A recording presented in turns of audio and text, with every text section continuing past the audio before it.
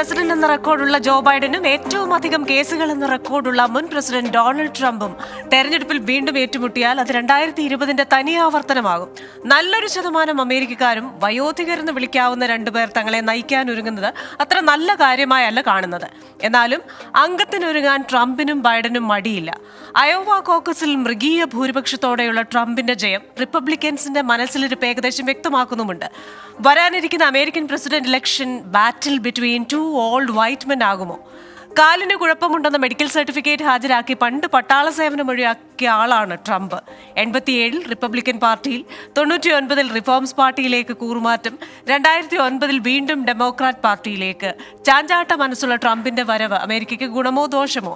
American dialogue powered by Hedge New York ഈ വാരം ചിന്തിക്കുന്നതും ഈ വിഷയമാണ്. ട്രംപിന്റെ തിരിച്ചുവരവ്.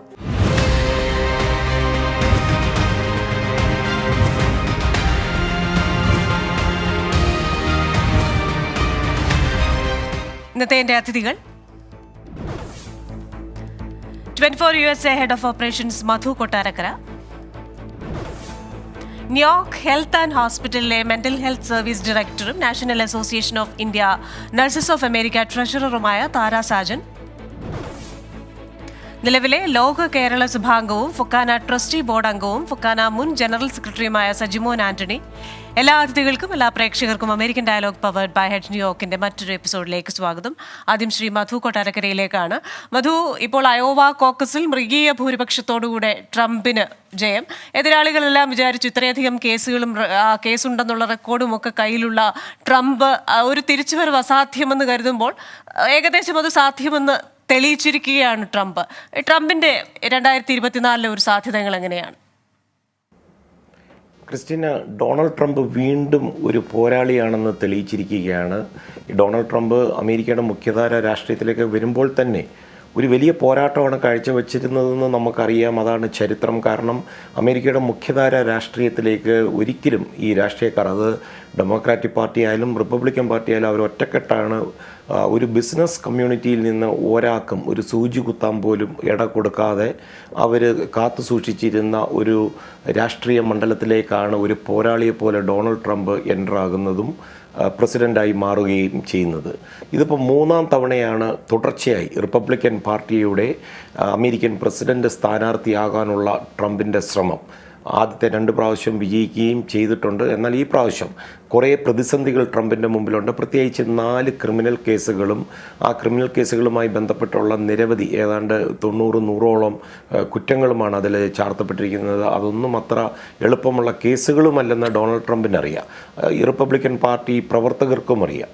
എന്നാൽ ഒരു ജനാധിപത്യ രാജ്യത്ത്, അമേരിക്ക പോലൊരു രാജ്യത്ത്, ഈ സ്ഥാനാർത്ഥിയുടെ ക്രിമിനൽ പശ്ചാത്തലം ഒന്നും ഒരു വിഷയമല്ല എന്ന് തെളിയിക്കുന്ന ഒരു വോട്ടെടുപ്പാണ് ഈ പ്രൈമറി ഇലക്ഷനിൽ അയോവ കോക്കസിൽ നമുക്ക് കാണുവാൻ സാധിക്കുന്നത്. അതും ചെറിയ വ്യത്യാസമൊന്നുമല്ല. ഇവിടെ മൃഗീയ ഭൂരിപക്ഷത്തോടുകൂടിയാണ് ഡൊണാൾഡ് ട്രംപ് മറ്റ് സ്ഥാനാർത്ഥികളെക്കാട്ടിലും മുന്നിട്ട് വന്നിരിക്കുന്നത്. ഇവിടെ ശ്രദ്ധിക്കേണ്ട മറ്റൊരു വിഷയം കൂടിയുണ്ട്. കൊടും തണുപ്പായിരുന്നു അന്ന് ഈ വോട്ടെടുപ്പ് നടക്കുന്ന സമയത്ത്. 130,000 വോട്ടേഴ്സാണ് ഈ പ്രൈമറി ഇലക്ഷനിൽ റിപ്പബ്ലിക്കൻ പാർട്ടിയുടെ ഈ പ്രവർത്തകരായിട്ടുള്ളവർ പങ്കെടുത്തത്. അത് തന്നെ ഡൊണാൾഡ് ട്രംപിനുള്ള വഴി ഒരുക്കണമെന്ന് നിശ്ചയദാർഢ്യത്തോടു കൂടി ഈ കാലാവസ്ഥയെ വകവയ്ക്കാതെ എത്തിയെന്നുള്ളത് നമ്മൾ പ്രത്യേകം ശ്രദ്ധിക്കേണ്ട ഒരു കാര്യമാണ്. ഈ ട്രംപിൻ്റെ ഈ 1.5 വരവിൽ ശരിക്കും മതിമറന്നു പോയത് മറ്റൊരു സ്ഥാനാർത്ഥിയായ മലയാളിയായ ഇന്ത്യൻ വംശജനായ വിവേക് രാമസ്വാമി എന്ന് തന്നെ വേണം പറയാം. ഈ കിട്ടിയ അവസരത്തിൽ ഇതുവരെ ഇട്ടിരുന്ന അമേരിക്കൻ പ്രസിഡന്റ് സ്ഥാനാർത്ഥി കുപ്പായം അഴിച്ചു വെച്ചിട്ട് പെട്ടെന്ന് തന്നെ ഡൊണാൾഡ് ട്രംപിൻ്റെ വൈസ് പ്രസിഡൻ്റായി പുതിയ ഉടുപ്പ് തയ്പ്പിച്ച് കളത്തിലിറങ്ങിയിരിക്കുന്നതാണ് കാണുവാൻ സാധിക്കുന്നത്. ഒരുപക്ഷെ ഡൊണാൾഡ് ട്രംപിന് ഇപ്പോൾ മുന്നോട്ട് വന്നിരിക്കുന്ന ആൾക്കാരിൽ ഏറ്റവും യോഗ്യനായും ട്രംപിൻ്റെ സ്വഭാവ ഗുണങ്ങൾ ഭാഗികമായിട്ടെങ്കിലും ലഭിച്ചിട്ടുള്ള ഒരാളെ തന്നെ തനിക്ക് ലഭിച്ചു എന്നുള്ളതിൽ ഓർത്ത് അഭിമാനിക്കുകയും ചെയ്യാം. കളത്തിൽ എന്നാൽ ഇന്ത്യൻ വംശജയായ നിക്കി ഹേലി ഇപ്പോഴുമുണ്ട്. പൊതുവേ ഡൊണാൾഡ് ട്രംപിന് ഒരു ഇന്ത്യൻ പ്രേമമൊക്കെ നമ്മൾ മുൻകാലങ്ങളിൽ കണ്ടിട്ടുള്ളതാണ്. ഇപ്പോഴും അദ്ദേഹം അത് തുടരുന്നുണ്ട് എന്നുള്ള ഒരു കാഴ്ചപ്പാടുള്ളവരാണ് ബഹുഭൂരിപക്ഷം ഇന്ത്യൻ വംശജരും എന്നാണ് എൻ്റെ കണക്കൂട്ടലുകൾ. എന്നാൽ ഈ ഇന്ത്യൻ വംശജയായ നിക്കി ഹെയ്ലിയെ നിശിതമായാണ് കഴിഞ്ഞ ദിവസങ്ങളിൽ ഡൊണാൾഡ് ട്രംപ് വിമർശിച്ചത്. ഒരുപക്ഷെ രണ്ടാം സ്ഥാനത്തേക്ക് നിക്കി ഹെയ്ലി വരുമെന്നുള്ള ഒരു പ്രതീക്ഷ ഡൊണാൾഡ് ട്രംപ് വെച്ച് പുലർത്തുന്നുണ്ടായിരിക്കാം. നിക്കി ഹെയ്ലി ഇതിനോട് ശക്തമായി തിരിച്ചടിക്കുകയും ചെയ്തിട്ടുണ്ട്. വർണ്ണവംശീയ വിഷയങ്ങൾക്ക് യാതൊരു പ്രാധാന്യം കൊടുക്കാത്ത ഒരു രാജ്യമാണ് അമേരിക്ക. ആ രാജ്യത്ത് നിന്നുകൊണ്ടാണ് ഇത്തരം വിമർശനങ്ങൾ ഡൊണാൾഡ് ട്രംപ് ഉന്നയിക്കുന്നതെന്നാണ് നിക്കി പറയുന്നത്. എന്തൊക്കെയായാലും ഡൊണാൾഡ് ട്രംപ് ഒരു റിപ്പബ്ലിക്കൻ സ്ഥാനാർത്ഥിയായി വരുവാനുള്ള ഒരു ട്രെൻഡാണ് നമ്മൾ കണ്ടുകൊണ്ടിരിക്കുന്നത്. ഇത് നിലവിലെ American president Joe Biden democratic പാർട്ടിയുടെ സ്ഥാനാർത്ഥിയായിട്ട് വരുമ്പോൾ വലിയ തലവേദന സൃഷ്ടിക്കും ബൈഡന് എന്നുള്ളതിൽ യാതൊരു സംശയവുമില്ല. അതുകൊണ്ട് തന്നെ ട്രംപിൻ്റെ വരവ് ഏതെല്ലാം രീതിയിൽ തടസ്സപ്പെടുത്താമോ ആ ശ്രമങ്ങളെല്ലാം ബൈഡനും ഡെമോക്രാറ്റിക് പാർട്ടിയും വരും ദിവസങ്ങളിൽ നടത്തും എന്നുള്ള ഒരു കണക്കൂട്ടലാണ്. ശ്രീ സജിമോൻ ആന്റണി, ഈ വരാനിരിക്കുന്ന തെരഞ്ഞെടുപ്പ് 2020 ഒരു റീമാച്ച് എന്ന നിലയിൽ നമുക്ക് കാണാനാവുമോ? ഇപ്പോൾ അതിൻ്റെ ഒരു സൂചനയാണല്ലോ ഈ അയോവ കോക്കസിലെ ഒരു റിസൾട്ട് എന്ന് പറയുന്നത്. അതേപോലെ തന്നെ നമ്മൾ ഈ റിപ്പബ്ലിക്കൻസിനെയും ഡെമോക്രാറ്റ്സിനെയും ഒന്ന് നോക്കുമ്പോൾ ഡെമോക്രാറ്റുകളിൽ കൂടുതൽ പേരും ബൈഡന് പ്രായമായി എന്ന് അഭിപ്രായപ്പെടുമ്പോൾ ഒരു 60% മുകളിലുള്ള ഡെമോക്രാറ്റുകൾ ബൈഡന് പ്രായമായി, ഇനി അമേരിക്കയെ നയിക്കാനുള്ള ശേഷിയില്ല എന്ന് പറയുമ്പോൾ 28% റിപ്പബ്ലിക്കൻ ട്രംപിന് പ്രായമായി എന്നൊരു അഭിപ്രായമുള്ളൂ. അപ്പൊ ഈ ഒരു വ്യത്യാസം കൂടെ അവിടെ പ്രതിഫലിക്കില്ലേ? തീർച്ചയായും ക്രിസ്റ്റീന, ഇപ്പം അമേരിക്കൻ സെനറ്റിലുള്ള യങ്സ്റ്റേഴ്സ് ആയിട്ടുള്ള സെനറ്റ് മെമ്പേഴ്സിന് ഇപ്പൊ ഇവിടെ പറയുന്ന ഒരു കാര്യമുണ്ട്. അമേരിക്കൻ സെനറ്റ് എന്ന് പറയുന്നത് ഒരു സീനിയർ സിറ്റിസന്റെ അല്ലെങ്കിൽ നഴ്സിംഗ് ഹോം ആയി കഴിഞ്ഞിരിക്കുന്നു എന്നതാണ് ഒരു കമന്റ് പറയുന്നത്. അതിന്റെ അർത്ഥം ഏകദേശം പകുതിയിലധികം ആൾക്കാർ, 70 അല്ലെങ്കിൽ 80 വയസ്സുള്ള ആൾക്കാർ നമുക്ക് ആ സെനറ്റിൽ കാണാൻ പറ്റും. അത് രണ്ട് പാർട്ടികളിലുമുണ്ട്, റിപ്പബ്ലിക്കൻ പാർട്ടിയിലുമുണ്ട് ഡെമോക്രാറ്റിക് പാർട്ടിയിലുമുണ്ട്. അപ്പോൾ ഒരു തവണ സെനറ്റിലേക്ക് കിട്ടുന്ന ആ ഒരു ടിക്കറ്റ് അവർ മരിക്കുവോളം അവിടെ തുടരാനുള്ള ഒരു പ്രവണതയായിട്ട് മാറിക്കൊണ്ടിരിക്കുകയാണ്. അതിനൊരു ഒരു ഒരു വ്യത്യാസം എന്ന നിലയിലാണ് നിക്കി ഹെയ്ലിയുടെ അറ്റാക്കും കാര്യങ്ങളൊക്കെ പൊക്കോണ്ടിരിക്കുന്നത്. ശ്രീ മധു പറഞ്ഞു കൊടുക്കുന്നത് അമേരിക്കയിൽ ഇപ്പം കടും തണുപ്പാണ്. -3 തൊട്ട് -30 വരെ ഉണ്ട്. അപ്പൊ പ്രത്യേകിച്ചും ഇവിടെ കഴിഞ്ഞ ആഴ്ച ഇലക്ഷൻ നടന്ന അയോവയിലും ഈ വരുന്ന ചൊവ്വാഴ്ച ഇലക്ഷൻ നടക്കാൻ പോകുന്ന ന്യൂ ഹാംഷറിലും സൗത്ത് കരോളിനും ഒക്കെ ഇപ്പോഴും -10 -20 ഒക്കെയാണ്. എന്നാലും ഇലക്ഷന്റെ ചൂടിൽ ആ തണുപ്പിനെ ഒന്നും ബാധിച്ചിട്ടില്ല. ആയിരക്കണക്കിന് ലക്ഷക്കണക്കിന് ആൾക്കാരാണ് ട്രംപിനെ നെഞ്ചിലേറ്റിക്കൊണ്ട് ട്രംപിനെ തന്നെ റിപ്പബ്ലിക്കൻ പാർട്ടിയുടെ ഡെലിഗേറ്റ് പ്രൈമറിയിൽ വിജയിപ്പിക്കണം എന്നുള്ളൊരു വാശിയോടുകൂടി കൊടും തണുപ്പിനെയും വകവെച്ചുകൊണ്ടിട്ട് വന്നത് എന്നുള്ളത് നമുക്ക് കാണാൻ സാധിക്കും. അപ്പം അതിന്റെ ഒരു പ്രതിഫലനം ഇതാണ്. ഏകദേശം 90ഓളം ഫെലണി കേസുകൾ ട്രംപിനെതിരെ ഇന്നുണ്ട്. റിപ്പബ്ലിക്കൻസ് അല്ലെങ്കിൽ ഡെമോക്രാറ്റ്സ് പൂർണ്ണമായിട്ടും ആശ്രയിക്കുന്നത് കേസുകളിലാണ്. എന്നാൽ നമ്മൾ നിഷ്പക്ഷമായിട്ട് ചിന്തിച്ചു കഴിഞ്ഞാൽ പക്ഷേ ഈ കേസുകൾ ട്രംപിന് ഒരു ഗുണം കൂടിയാണ്. കാരണം ഓരോ തവണ ഇൻഡിക്ട്മെന്റ് വരുമ്പോൾ അല്ലെങ്കിൽ ഒരു ഫെലനി കേസ് ഫയൽ ചെയ്യുമ്പോൾ ട്രംപിനെതിരെ ഒരു കേസ് ഒരു വിധി വരുമ്പോൾ അവരുടെ സപ്പോർട്ട്, അവരുടെ ഒരു ആർജവം, അവരുടെ ഒരു പ്രതീക്ഷ കൂടുകയാണ് ചെയ്യുന്നത്. ആ സ്പിരിറ്റ് കൂടുകയാണ് ചെയ്യുന്നത്. ആ ഒരു പ്രതിഫലനം നമ്മൾ അയോവ കോക്കസിലും കണ്ടു. 51% എന്നുള്ള മൃഗീയ ഭൂരിപക്ഷത്തിലാണ് ട്രംപിനെ നെഞ്ചിലേർത്തി 40 ഡെലിഗേറ്റ്സിന്റെ വോട്ടുകളും കൊടുക്കുന്നത്. ഏകദേശം 2400 ഡെലിഗേറ്റ്സ് ആണ് മൊത്തം അമേരിക്കൻ റിപ്പബ്ലിക്കൻ പാർട്ടിക്ക് ഉള്ളത് ഈ ഒരു പ്രൈമറി ഇലക്ഷൻ വേണ്ടിയിട്ട്. കഴിഞ്ഞ തവണ ഏകദേശം 1441, ഏകദേശം 44.9% പെർസെന്റേജ് വാങ്ങിയാണ് ട്രംപ് 2016 നേടിയത്. സെക്കൻഡായിട്ട് നിന്ന് ടെഡ് ക്രൂസ് ബഹുദൂരം പിന്നിലായിരുന്നു നമുക്ക് കാണാം. ഏകദേശം 551 ഡെലിഗേറ്റ്സിനായിരുന്നു അന്ന് റിപ്പബ്ലിക്കൻ പ്രൈമറിയിൽ ടെഡ് ക്രൂസിന് കിട്ടിയത്. അദ്ദേഹം 25% തൃപ്തിപ്പെടേണ്ടി വന്നു എന്ന് പറഞ്ഞ ഒരു സീനറിയയിലേക്കാണ് ഇപ്പോഴും കാര്യങ്ങൾ മുന്നേക്ക് പോകുന്നത്. അതിശക്തരായിട്ട് 4 സ്ഥാനാർത്ഥികൾ ഉണ്ടായിരുന്നു. ഇന്ത്യക്ക് അഭിമാനമായ, പ്രത്യേകിച്ച് മലയാളികൾക്ക് അഭിമാനമായ വിവേക് രാമസ്വാമി ഉണ്ടായിരുന്നു. ഇന്ത്യയുടെ പുത്രിയായ എന്ന് വിശേഷിപ്പിക്കാവുന്ന നിക്കി ഹെയ്ലി ഉണ്ടായിരുന്നു. അതുപോലെ തന്നെ ഒരു ജൂനിയർ ട്രംപ് എന്ന് 2-3 വർഷം മുമ്പ് മാധ്യമങ്ങളൊക്കെ വർണ്ണിച്ച ഫ്ലോറിഡയുടെ ഗവർണർ ഡിസാന്റിസ് ഉണ്ടായിരുന്നു. എന്നാൽ അവരൊക്കെ ട്രംപിന്റെ മുന്നിൽ ഒന്നുമല്ല എന്നുള്ളൊരു രീതിയിലാണ് പ്രൈമറിയുടെ കാര്യങ്ങളിലുള്ള പോക്ക് പോകുന്നത്. അതിലൊരു ചെറിയൊരു വ്യത്യാസം എക്സ്പെക്ട് ചെയ്യുന്നുണ്ട് റിപ്പബ്ലിക്കൻ പാർട്ടിയും അമേരിക്കൻ ജനതയും. ഈ വരുന്ന ചൊവ്വാഴ്ച നടക്കുന്ന ന്യൂ ഹാംഷർ തെരഞ്ഞെടുപ്പിൽ നിക്കി ഹേലിയും ട്രംപും കട്ടയ്ക്കാണെന്ന് ചില റിപ്പോർട്ടുകൾ വരുന്നു. നേരത്തെ ഡബിൾ ഡിജിറ്റ്സിന് മുന്നിലായിരുന്നു ട്രംപ്. അതിനെ ആ ഗ്യാപ്പ് കുറച്ചുകൊണ്ട് വരാൻ പറ്റുന്നു എന്നുള്ളൊരു ഒരു നല്ല ഒരു കാര്യവും നിക്കി ഹേലിയുടെ ഭാഗത്തുനിന്ന് ചിന്തിക്കുമ്പോൾ നമുക്ക് കാണാൻ പറ്റും. ഏതായാലും മൊത്തത്തില് ട്രംപിനെ റിജക്ട് ചെയ്യുകയാണോ അതോ ഉൾക്കൊള്ളുകയാണോ അമേരിക്കൻ ജനത എന്ന് പറഞ്ഞു കഴിഞ്ഞാൽ നിഷ്പക്ഷമായിട്ടുള്ള അമേരിക്കൻ പാർട്ടികൾ അല്ലെങ്കിൽ ഡെമോക്രാറ്റ്സ് ആണെങ്കിലും സെൻട്രൽ ആയിട്ടുള്ള ഡെമോക്രാറ്റ്സ് റിപ്പബ്ലിക്കൻസോ പറയും അവർക്ക് ട്രംപിനെയും വേണ്ട ബൈഡനെയും വേണ്ട. അതാണ് ഫാക്ട്. എന്നാൽ അമേരിക്കൻ ജനത so far fail to come up with an alternative. നമ്മൾ ആദ്യം വിചാരിച്ചു യങ്ങർ ആയിട്ടുള്ള വിവേക് രാമസ്വാമിയും ഡിസാന്റിസും നിക്കി ഹേലിയും അവരൊക്കെ 50 വയസ്സ് താഴെയുള്ള ആൾക്കാരാണ്, നല്ല ഓൾട്ടർനേറ്റീവ്സ് ആണ് റിപ്പബ്ലിക്കൻ പാർട്ടിയിൽ. ബട്ട് സംഹൗ ഇവാഞ്ചലിക്കൽ സെഗ്മെന്റ് ഏകദേശം 35% റിപ്പബ്ലിക്കൻ പാർട്ടിയുടെ വോട്ട് കൺട്രോൾ ചെയ്യുന്നത് ആ ഇവാഞ്ചലിക്കൽ സമൂഹമാണ്. പക്ഷെ അതിനകത്ത് ഒരു സ്പ്ലിറ്റ് ഉണ്ടാക്കാനായിട്ട് മറ്റൊരു സ്ഥാനാർത്ഥിക്കും ഇതുവരെ കഴിഞ്ഞിട്ടില്ല എന്നുള്ളതാണ് ഒരു വസ്തുത. ശ്രീമതി താര സാജൻ, ഇപ്പോൾ പലരും പറയുന്നത് അമേരിക്കൻ പ്രസിഡൻഷ്യൽ തെരഞ്ഞെടുപ്പ് 2024 എന്ന് പറയുമ്പോൾ അതൊരു ബാറ്റിൽ ബിറ്റ്വീൻ 2 ഓൾഡ് വൈറ്റ് മെൻ ആകാൻ പോവുകയാണെന്നാണ്. പക്ഷേ ഈ പറയുന്നത് പോലെ തന്നെ ഈ അയോവ കോക്കസിൽ റിസൾട്ട് വന്ന ശേഷം നിക്കി ഹേലിക്ക് മേലൊരു സമ്മർദ്ദമുണ്ട് എന്നും പറയുന്നു മുന്നോട്ട് പോവുക. കാരണം ഇത്തരത്തിൽ ഈ പറയുന്ന ട്രംപ് തന്നെ ഒരു വീഡിയോ ഇറക്കിയിട്ടുണ്ടല്ലോ എന്ന് പറയുന്നത് പോലെ വൈറ്റ് ഹൗസിനെ ഒരു കെയർ ഹോം ആക്കി മാറ്റാവുന്ന രീതിയിലുള്ള ആൾക്കാരാകരുത്, അവിടെ വരരുതെന്നൊരു സമ്മർദ്ദം നിക്കി ഹേലിക്ക് മുകളിൽ ഉണ്ട് എന്ന് കേൾക്കുന്നു. Thank you, Christina, for this question. First and foremost, ഒരു കാര്യം ഞാൻ പറയട്ടെ. ഇപ്പം ഇപ്പോഴത്തെ ഈ കറന്റ് എലക്ഷൻ നടക്കാൻ പോകുന്ന സമയത്ത് ഡെമോക്രാറ്റും റിപ്പബ്ലിക്കനും they are on face to face now. There are accusations happening on both the sides. പക്ഷേ ഒരു കാര്യം, എന്തുകൊണ്ടാണ് ഇപ്പം ആൾക്കാർ എല്ലാവരും ട്രംപിന്, മിക്കവാറും ഉള്ളവർ ട്രംപിനെ സപ്പോർട്ട് ചെയ്യുന്നതെന്ന് ചോദിച്ചു കഴിഞ്ഞാൽ because of the failure of Biden's administration. വളരെ പ്രതീക്ഷയിലാണ് ട്രംപ് വളരെ ഒത്തിരി കാര്യങ്ങളൊക്കെ തെറ്റായിട്ട് ചെയ്തു, ഒത്തിരി കാര്യങ്ങളൊന്നും ശരിക്കും ചെയ്തില്ല, ഹീസ് എ ക്രിമിനൽ എന്നൊക്കെ പറഞ്ഞ് ആണ് എല്ലാം മാറി. Biden came on for economy, inflation, migration, immigration and border control, COVID response, foreign policy, Afghanistan withdrawal, energy policy, supply chain chain, legislative statements, പിന്നെ അതുപോലെ crime rate, education, national, എല്ലാ സ്ഥലത്തും Biden has failed. അതുകൊണ്ട് തന്നെയാണ് ഇപ്പം Americans are not fool. If they have to support, if നമ്മുടെ ട്രംപിന് ഇതുപോലെ ഒരു ക്രിമിനൽ റെക്കോർഡ്സ് ക്രിയേറ്റ് ചെയ്ത് അവർ ഇത്രയൊക്കെ ടാർണിഷ് ചെയ്യാൻ നോക്കിയിട്ടും why Americans are now supporting Trump? That's a big question, because they can see a good leadership. In his time, what was happened and what is happening now, it's black and white.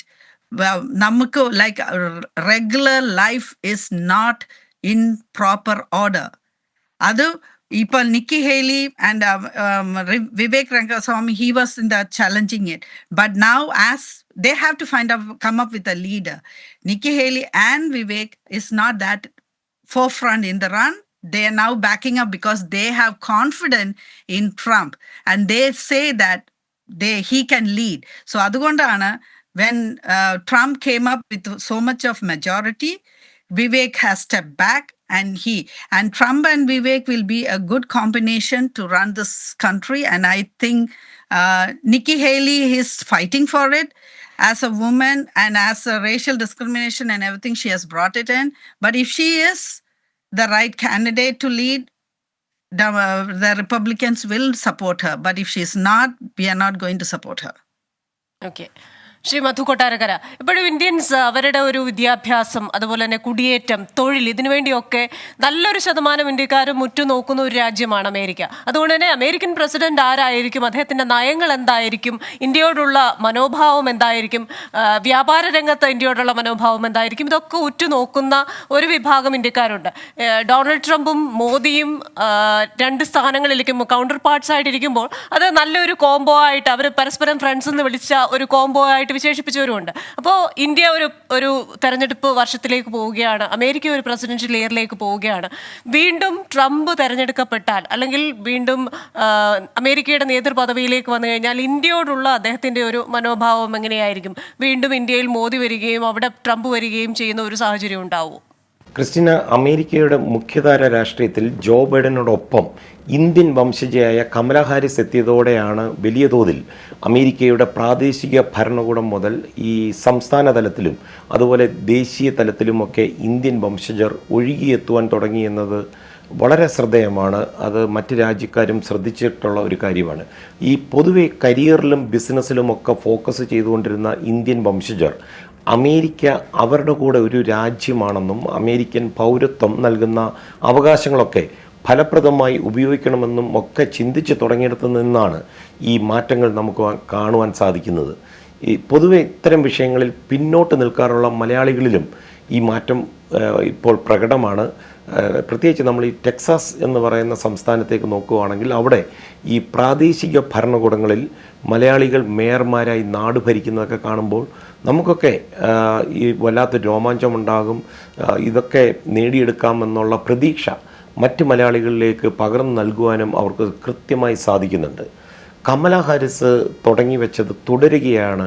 Vivek രാമസ്വാമിയും Nikki ഹെയ്ലിയും ഇപ്പോൾ ഈ Republican പാർട്ടിയിലൂടെ ഒരു സ്ഥാനാർത്ഥിയാകുവാനുള്ള ശ്രമങ്ങൾ ചെയ്തു വരുന്നത് നമുക്ക് കാണുമ്പോൾ ഇത് തീർച്ചയായും ഇന്ത്യക്കാർക്ക് അഭിമാനിക്കുവാൻ വകയുള്ളതാണ്. ഇതിൽ വിവേക് രാമസ്വാമി ഒരു മലയാളിയാണെന്നുള്ളതിൻ്റെ ഒരു പ്രത്യേക പത്രാസ് നമ്മൾ മലയാളികൾ കൊണ്ടുതാനും കൃത്യമായ സന്ദേശങ്ങളിലൂടെ ഒരു ജൂനിയർ ട്രംപിൻ്റെ എല്ലാ സ്വഭാവ ഗുണങ്ങളും കാണിച്ച് വളരെ അഗ്രസീവായി എല്ലാവരുടെയും ശ്രദ്ധ തന്നിലേക്ക് ഫോക്കസ് ചെയ്യിപ്പിച്ചെടുക്കുവാൻ വിവേക് രാമസ്വാമിക്ക് ഇതിനോടകം കഴിഞ്ഞിട്ടുണ്ട് എന്ന് ഉറപ്പിച്ച് പറയാൻ പറ്റും. അതുകൊണ്ട് തന്നെ നമ്മളിൽ പലരും പ്രതീക്ഷിച്ചതുപോലെ ഡൊണാൾഡ് ട്രംപ് തൻ്റെ വൈസ് പ്രസിഡന്റ് സ്ഥാനാർത്ഥിയായി വിവേകിനെ ഇപ്പോൾ തീരുമാനിച്ചിരിക്കുകയാണ്. ഇതോടെ ഡൊണാൾഡ് ട്രംപ് റിപ്പബ്ലിക്കൻ സ്ഥാനാർത്ഥിയായി അമേരിക്കൻ പ്രസിഡൻഷ്യൽ തെരഞ്ഞെടുപ്പിൽ മത്സരിക്കുകയാണെങ്കിൽ ഒരു കാര്യം നമുക്ക് ഉറപ്പിക്കാം, വൈറ്റ് ഹൗസിലെ വൈസ് പ്രസിഡന്റ് ഒരു ഇന്ത്യൻ വംശജനായിരിക്കും. ഒന്നുകിൽ അത് കമല ഹാരിസ് ആയിരിക്കും, അല്ലെങ്കിൽ വിവേക് രാമസ്വാമി. മുഴുവൻ സമയ രാഷ്ട്രീയക്കാർ അമേരിക്കൻ പ്രസിഡന്റ് ആയിരുന്ന പല കാലങ്ങളും നമുക്കറിയാം. പക്ഷെ അതിൽ നിന്ന് ഈ വ്യവസായികൾ അല്ലെങ്കിൽ ബിസിനസ്സുകാർ അമേരിക്കൻ രാഷ്ട്രീയത്തിലേക്ക് വരുന്നു. പ്രസിഡന്റ് വൈസ് പ്രസിഡന്റ് പദവികളിലേക്ക് ഇവർ രണ്ടുപേരും കൂടെ വന്നു കഴിഞ്ഞാൽ 2 ബിസിനസ്സുകാരായിരിക്കുമല്ലോ പ്രസിഡന്റ് വൈസ് പ്രസിഡന്റ് സ്ഥാനത്ത് വരുന്നത്. അപ്പോൾ അത് വീണ്ടും ഒരു ചോദ്യചിഹ്നം ഉയർത്തുന്നുണ്ടോ? അതേപോലെ തന്നെ ഈ പറഞ്ഞതുപോലെ ട്രംപ് ഒരു വീഡിയോ ഇറക്കിയിട്ടുണ്ടല്ലോ, ഏറ്റവും പുതിയ വീഡിയോ, ഒരു സ്പൂഫ് വീഡിയോ. വൈറ്റ് ഹൗസ് ഒരു കെയർ ഹോമാണ്, ഒരു സീനിയർ കെയർ ഹോമാണെന്ന് ബൈഡന്റെ പല ദൃശ്യങ്ങളും കാണിച്ചുകൊണ്ട്, ജിൽ ബൈഡൻ എങ്ങനെ അദ്ദേഹത്തെ പരിചരിക്കുന്നു എന്ന് കാണിച്ചുകൊണ്ട് പറഞ്ഞു വരുമ്പോൾ ട്രംപും ബൈഡനും തമ്മിൽ ഒരു 3.5 വയസ്സിന്റെ വ്യത്യാസമേ ഉള്ളൂ. നമ്മൾ കാണുമ്പോൾ ഒരു 10-15 വയസ്സിന്റെ വ്യത്യാസം ഉണ്ടെന്ന് ട്രംപിന്റെ ആർഗ്യുമെന്റ്സ് കാണുമ്പോൾ നമുക്ക് തോന്നുമെങ്കിൽ പോലും. അപ്പോൾ ഇത്തരത്തിലുള്ള കാര്യങ്ങൾ കൂടി ജനങ്ങൾ പരിഗണിക്കില്ലേ? തീർച്ചയായും ഒരു പരിധി വരെ ഇതിനു മുമ്പ് പറഞ്ഞ ശ്രീ മധു പറഞ്ഞതിനോട് ഒരു ചെറിയൊരു വിയോജിപ്പ് മാത്രം പറയുന്നു. ഈ വൈസ് പ്രസിഡന്റ് കാൻഡിഡേറ്റ് ആയിട്ട് ഡിക്ലെയർ ചെയ്തിട്ടില്ല. എന്നാൽ Vivek Ramaswamy immediately Iowa caucus കഴിഞ്ഞതിന് ശേഷം ഡിക്ലെയർ ചെയ്തപ്പോൾ ഒരു ഇൻഡിക്കേഷൻ ആണ് ട്രംപിനെ നെഞ്ചിലേറ്റാനായിട്ട് അല്ലെ ട്രംപിന്റെ ജൂനിയർ ആയിട്ട് പോകാനുള്ള ഒരു എഗ്രിമെന്റ് എന്നുള്ള രീതിയിൽ കണ്ടായിരുന്നു. എന്നാൽ ഇന്നലത്തെ ന്യൂസ് നമ്മൾ വാച്ച് ചെയ്യുകയാണെങ്കിൽ ചെറിയൊരു വ്യതിയാനം വരുന്നത് ടിം സ്കോട്ട്, അതായത് നിക്കി ഹേലിയുടെ സംസ്ഥാനത്ത് നിന്ന് സൗത്ത് കരോളിനയിൽ നിന്ന് നിക്കി ഹേലി നോമിനേറ്റ് ചെയ്ത സെനറ്റർ ആയ ആളാണ് ടിം സ്കോട്ട്. ടിം സ്കോട്ടും ഈ പ്രൈമറി റേസിൽ ഉണ്ടായിരുന്നു. അപ്പൊ അദ്ദേഹം ഈ മറ്റന്നാൾ ചൊവ്വാഴ്ച വരുന്ന പ്രൈമറിക്ക് മുമ്പ് തന്നെ സൗത്ത് കരോളിനയിലേക്ക് എത്തുന്നതിന് മുമ്പ് ന്യൂ ഹാംഷറിൽ തന്നെ ട്രംപിന്റെ പുറകെ പുള്ളിയുടെ ആ ഹെവി വെയിറ്റ് കൊടുത്ത് സപ്പോർട്ട് കൊടുക്കുകയുണ്ടായി. അപ്പൊ അതിനകത്ത് എനിക്ക് കിട്ടുന്ന ഒരു ഇൻഡിക്കേഷൻ ഇതാണ്, മേ ബി ടിം സ്കോട്ടിനെ ആയിരിക്കും ട്രംപ് വൈസ് പ്രസിഡന്റ് ആയിട്ട് കൺസിഡർ ചെയ്യുന്ന ഒരു ചിന്തയുമുണ്ട്. എന്നാൽ ഇത് പൊളിറ്റിക്സ് ആണ്, അതിനകത്ത് ഒരു അൺസർട്ടനിറ്റി എപ്പോഴും ഉണ്ട്. ചിലപ്പം ഇത്രയും ഫൈറ്റിംഗ് കഴിഞ്ഞിട്ട് നിക്കി ഹേലി ആയിരിക്കും വൈസ് പ്രസിഡന്റ് വരാനുള്ള ചാൻസ് ഉള്ളത്. ഇനി coming back to your question, ഈ രോഗമാകമാനം നോക്കുവാണെങ്കിൽ നേരത്തെ പൊളിറ്റിക്സിനകത്ത് റിയൽ ബിസിനസ്സുകാര് ഒരു 2 കഥ മാറിയോ നിൽക്കുമുള്ളായിരുന്നു. എന്നാൽ ഒരു കഴിഞ്ഞ 10 വർഷമായിട്ട് നോക്കുകയാണെങ്കിലും അമേരിക്കയിലാണെങ്കിലും ബ്രിട്ടൻ ആണെങ്കിലും ലോകത്തെ പല രാജ്യങ്ങളിലാണെങ്കിലും ബിസിനസ്സുകാർ തന്നെ പൊളിറ്റിക്സിൽ ഡയറക്റ്റ് ഇൻവോൾവ് ആയി ആ ഭരണ സംവിധാനങ്ങളിലേക്ക് കൂടുതൽ ശ്രദ്ധ ചെലുത്തി കയറ്റിപ്പിടിക്കുന്ന ഒരു സംവിധാനം അല്ല ഒരു അറ്റ്മോസ്ഫിയർ നമ്മൾ കാണുന്നുണ്ട്. അതിന് ഒരു പരിധി വരെ അമേരിക്ക തന്നെ തുടക്കപ്പാടെന്ന് കരുതാൻ വേണമെങ്കിൽ പ്രസിഡന്റ് ട്രംപ് എന്ന് പറയുന്നത് ആദ്യം അദ്ദേഹം ഒരു ഇൻഡിപെൻഡന്റ് ആയിരുന്നു, പിന്നെ ഡെമോക്രാറ്റ് ആയിരുന്നു, രജിസ്റ്റർഡ് ഡെമോക്രാറ്റ് ആയിരുന്നു, അത് കഴിഞ്ഞ് റിപ്പബ്ലിക്കൻ ആയി.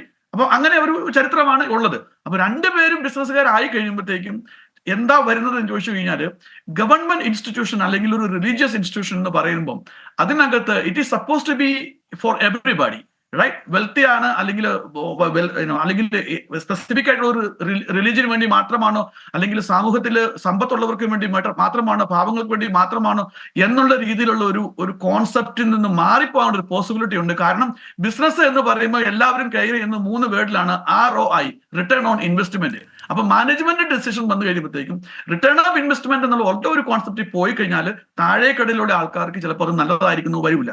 അപ്പൊ അതുകൊണ്ട് തന്നെ ട്രംപിന് 2ാമത്തെ ആള് വൈസ് പ്രസിഡന്റ് ആയിട്ട് മേ ബി ഒരു നോൺ ബിസിനസ് ആയിരിക്കാം പ്രായോഗികമായിട്ട് വേണ്ടിയിരിക്കുന്നത്. രണ്ടാമത് വേറൊരു കാര്യം ഇവിടെ പറയാനുള്ളത്, ഈ വിവേക് രാമസ്വാമി ആണെങ്കിലും ടിം സ്കോട്ട് ആണെങ്കിലും നിക്കി ഹേലി ആണെങ്കിലും ട്രംപിന്റെ കൂടെ ജോയിന്റ് ടിക്കറ്റിൽ വന്നു കഴിയുമ്പോഴത്തേക്കും അവർ എന്തുമാത്രം എൻ ബ്ലോക്ക് ആയിട്ട് വോട്ട് കൊണ്ടുവരും എന്നുള്ള വലിയൊരു കോൺസെപ്റ്റ് കൂടി ഉണ്ട്. കാരണം ട്രംപിന്റെ സംബന്ധിച്ചിടത്തോളം പൈസയല്ല നോക്കുന്നത്, പൈസ ഈസ് മണി ഇനഫ് ഉണ്ട്. രണ്ടാമത് വേണ്ടത് വോട്ടാണ് വേണ്ടത്. ഏത് വോട്ടാണ് വേണ്ടത്? ഇൻഡിപെൻഡന്റ് വോട്ട് ആരാണ് കൊണ്ടുവരുന്നത്? അബോർഷൻ അല്ലെങ്കിൽ ഇവിടുത്തെ ഹ്യൂമൻ റൈറ്റ് ലൈഫ് വാല്യൂ ഒക്കെ ഇവിടെ ഭയങ്കര ഒരു കോൺട്രവേഴ്സി ആയിട്ടുള്ള സമയമാണ് ഈ സമയത്ത്. അപ്പൊ ആ സമയത്ത് ഇൻഡിപെൻഡന്റ് വുമൻ ലീഡ് അവരെ എങ്ങനെയാണ് ഈ ട്രംപിന്റെ പാളത്തിലേക്ക് കൊണ്ടുവരുന്നത്, അല്ലെങ്കിൽ റിപ്പബ്ലിക്കൻ പാർട്ടിക്ക് അനുകൂലമായിട്ട് വോട്ട് ചെയ്യുന്നത്? അപ്പൊ അങ്ങനെയുള്ള ഇൻഡിപെൻഡൻസിന്റെയും സെൻട്രൽ ആയിട്ട് ചിന്തിക്കുന്ന ആൾക്കാരെയും കൂടെ പാളത്തിലേക്ക് കൊണ്ടുവന്നാൽ മാത്രമേ റിപ്പബ്ലിക്കൻ പാർട്ടിക്ക് നോമിനി ആരായിരുന്നാലും അവർക്ക് ജനറൽ ഇലക്ഷൻ ജയിക്കാൻ പറ്റത്തുള്ളൂ. അപ്പൊ അങ്ങനെയുള്ള ക്രൈറ്റീരിയയുടെ വെച്ച് നോക്കിയിട്ട് മാത്രമായിരിക്കും ട്രംപ് അത് ചൂസ് ചെയ്തത് എന്നുള്ളതാണ് എനിക്ക് ഇൻഡിപെൻഡന്റ് ആയിട്ട് പറയാനുള്ളത്. ശരി, ശ്രീമതി താര സാജൻ, നമ്മൾ പണ്ടൊക്കെ നോക്കുകയാണെങ്കിൽ ലോക രാഷ്ട്രീയത്തിൽ വളരെ ശക്തിയോടുകൂടെ അഭിപ്രായങ്ങൾ പറയാനും തങ്ങളുടെ അഭിപ്രായങ്ങൾ മറ്റുള്ളവരിലേക്ക് അത് സമ്മർദ്ദപൂർവ്വമാണെങ്കിൽ പോലും അത് ഏൽപ്പിക്കാനും അമേരിക്കയ്ക്ക് സാധിച്ചിരുന്നു. പക്ഷെ കഴിഞ്ഞ ഒരു 5 വർഷം അല്ലെ 4 വർഷം നമ്മൾ നോക്കുകയാണെങ്കിൽ അമേരിക്ക ആ ഒരു ആഗോള ശക്തി എന്ന നിലയിൽ ആ ഒരു പ്രതിച്ഛായക്ക് ഒരു ഇടിവ് സംഭവിച്ചിട്ടുണ്ടെന്ന് നമുക്ക് മനസ്സിലാക്കാം. അതിപ്പോൾ അഫ്ഗാനിസ്ഥാനിലാണെങ്കിലും യുക്രൈനിലാണെങ്കിലും ഇസ്രായേലിലാണെങ്കിലും ഒക്കെ അമേരിക്കൻ പ്രസിഡന്റിന്റെ വാക്കുകൾക്കൊരു പവർ ഇല്ല എന്ന് പറയുന്ന വിമർശിക്കുന്ന ആൾക്കാരുണ്ട്. അതുകൊണ്ട് തന്നെ ആ ഒരു പ്രതിച്ഛായ അമേരിക്കയ്ക്ക് ഇപ്പോൾ ഇല്ല. അപ്പോൾ ആ സൈഡിൽ നിൽക്കുന്ന ജോ ബൈഡൻ ഒരു വശത്ത്, മറുവശത്ത് ഈ പറയുന്ന ക്രിമിനൽ റെക്കോർഡ്സ് ഉണ്ടെന്ന് പറയുന്ന ഡൊണാൾഡ് ട്രംപിന്റെ കേസ് നമുക്കറിയാം, പല പാർട്ടികളിലും മാറി മാറി പ്രവർത്തിച്ച പരിചയമുണ്ട്, അങ്ങനെ ഒരു ചാഞ്ചാട്ട സ്വഭാവമുണ്ട്. അതേപോലെ തന്നെ ഈ പറയുന്ന പോലെ പണ്ട് പട്ടാള സേവനം ഒഴിവാക്കാൻ വേണ്ടി കാല് വയ്യ എന്ന് പറഞ്ഞൊരു മെഡിക്കൽ സർട്ടിഫിക്കറ്റ് കൊടുത്ത പാരമ്പര്യമുണ്ട്. അപ്പോൾ ഇതൊക്കെ ഉള്ള ട്രംപ് ഈ 2 സ്ഥാനാർത്ഥികൾ എന്ത് സന്ദേശമാണ് അമേരിക്കൻ ജനതയ്ക്ക് നൽകുന്നത്, എന്ത് പ്രതീക്ഷയാണ് നൽകുന്നത്? ട്രംപിന്റെയും ബൈഡന്റെയും കമ്പാരിസൺ നല്ലതായിരുന്നു ക്രിസ്റ്റീന. എന്തായാലും I have to tell you one thing. Biden take over ചെയ്തതിന് ശേഷമാണ് നമ്മുടെ യുക്രൈനും ഇസ്രായേലിൻ്റെയും എല്ലാ പ്രശ്നങ്ങളും വന്നിട്ടുണ്ട്. Afghanistan first defeat what was for Biden was Afghanistan withdrawal. അതൊരു പ്രോപ്പർ പ്ലാനും ഇതൊന്നും ഇല്ലാതെ നമ്മുടെ ബില്യൺസ് ഓഫ് ഡോളേഴ്സ് വർത്ത് ആയിട്ടുള്ള ഈ എക്യുപ്മെന്റ്സ് എല്ലാം അവിടെ ഇട്ടേച്ച് ഒരു രാത്രി കൊണ്ട് എല്ലാം മാറ്റി വന്നു. That was his first failure. അതുപോലെ അതിന് കോൺസിക്വൻ്റ് ആയിട്ട് ഇപ്പം ഓരോയിടത്ത് നമ്മുടെ അതേസമയം ട്രംപ് ഉണ്ടായിരുന്ന സമയത്ത് he had diplomatic dialogues. He went up to North Korea, met the leader out there. He went up to Russia. He met the leader out there. Trump ആണ് ഈ ഒരു 4 ഇയേഴ്സിനകത്ത് വന്നിട്ടുണ്ടെങ്കിൽ ഈ ഒരു ഇസ്രായേലോ യുക്രൈനോ ഒന്നും നടക്കാൻ പോകത്തില്ലായിരുന്നു. It would not happen. That is the difference between Trump and Biden. But now ഇപ്പൊ ട്രംപിന്റെ ഒരു സക്സസ്ഫുൾ ലീഡർഷിപ്പ് എക്സ്പീരിയൻസ് ആൾക്കാർ ഇപ്പം മനസ്സിലാക്കാൻ തുടങ്ങിയിട്ടുണ്ട്. Between what Biden has been doing, people are really fed up. Everybody is now longing for this election to come on board, and we will see Trump in the 4 years of successful leadership experience. And I believe Vivek will be the vice president with confident intelligence. So will not only guide America, but will also be the entire world. Our world in America, okay, I agree with you. ഞാനും ഇപ്പൊ travel ചെയ്തിട്ട് ഞാൻ India വന്നിട്ട് തിരിച്ചു വന്നപ്പോഴത്തേക്കും people were asking me the same question, what happen to America, what happen to the American leadership? Yes, what people used to look upon to it, like for a guidance, for the help, everything, people used to look upon to America. But adadu mari because of whom? It already started with this democratic, even democrats was ruling, but now they become too liberal and making the people's life miserable, and they don't have whatever they want to do is not being able to convey, or they're not even strong enough to ask the world leaders to be on the same page and what for the benefit of the people and for the countries. Biden literally failed in it. And yesterday Biden was saying, oh, Republicans are fighting Trump and I will defeat him. No way. Biden is not going to defeat Trump. Trump will be the winner. He will be the president in 2024 election. ആയാലും America ആരായാലും America സുരക്ഷിത കരങ്ങളിലാകട്ടെ. ഈ പറയുന്നത് പോലെ തന്നെ ലോക രാഷ്ട്രീയത്തിലും ക്രിയാത്മകമായ നിർദ്ദേശങ്ങൾ നൽകാനും അമേരിക്ക പഴയ അമേരിക്ക അല്ല എന്ന് പറയുന്നതൊക്കെ ഒന്ന് മാറാനുമുള്ള ഒരു ഇടവരട്ടെ. American dialogue powered by Hedge ന്യൂയോർക്കിന്റെ ഈ എപ്പിസോഡ് ഇവിടെ പൂർണ്ണമാവുകയാണ്. എല്ലാ അതിഥികൾക്കും വളരെ നന്ദി. എന്തായാലും അയോവ കോക്കസ് അമേരിക്കൻ പ്രസിഡൻഷ്യൽ ഇലക്ഷനിലേക്കുള്ള ഒരു ലിറ്റ്മസ് ടെസ്റ്റ് ആകുമോ എന്ന് നമുക്ക് നോക്കി കാണേണ്ടിയിരിക്കുന്നു. അടുത്ത ആഴ്ച മറ്റൊരു വിഷയവുമായി വീണ്ടും കാണാം. Till then stay safe.